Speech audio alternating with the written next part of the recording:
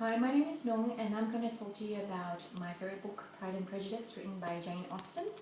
This book was first published in 1813. So if you go into the contents page, it should say here that it's first published in 1813.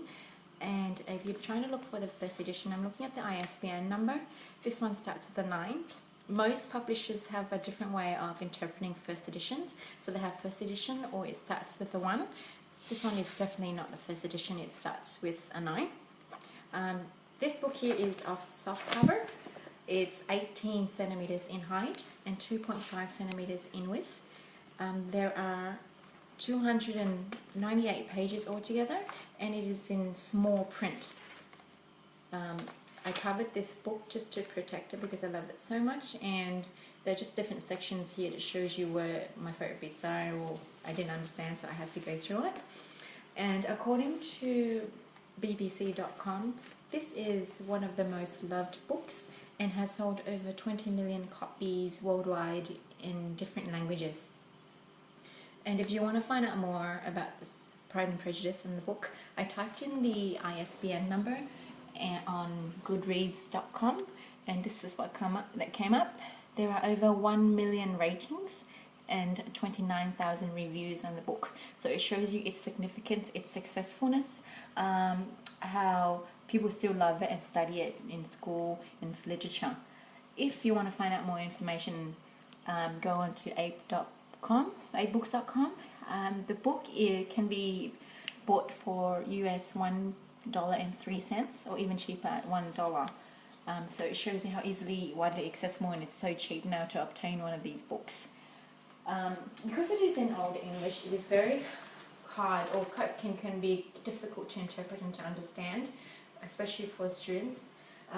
When I was in high school, you looked for interpretations of Pride and Prejudice. So there's this one here, and there's another book also interpreting Pride and Prejudice. So there's quite a few books that you can find to interpret Jane Austen's work. And in the book here, it explores the different themes.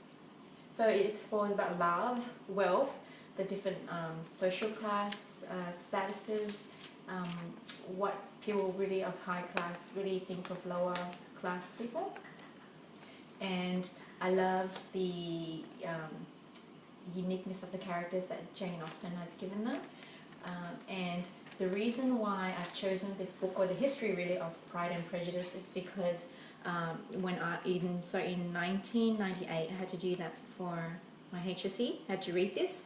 When I first brought it home, it was very hard to understand because it is in Old English. And I went out to borrow a movie, the movie, and after watching it I fell in love with all the characters, especially Elizabeth and Mr. Darcy. So I ended up reading it very slowly, page by page, and trying to interpret it, and fell in love with this book and actually did okay with my English work on this essay. My favorite part of the book is chapter 56 of Pride and Prejudice. You can see that I've been reading this over and over again.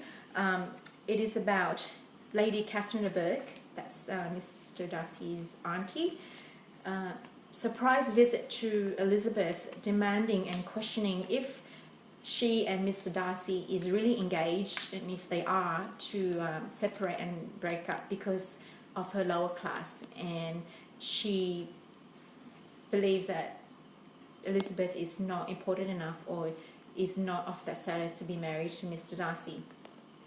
I love Elizabeth's witty personality, her intelligence, her outspoken mind, and during that scene she has spoken her mind and told Lady Catherine that it didn't matter the class, and she wanted to express her thoughts and views, and she did, and that's what I loved about Elizabeth. And I want to be able to also act like her, behave like her, because of her intelligence and how she responded to Lady Catherine de Bourgh. I've chosen that bit, the chapter 56, because I am very passionate about that chapter, and I find that it is one of the most memorable themes of the book. Thank you.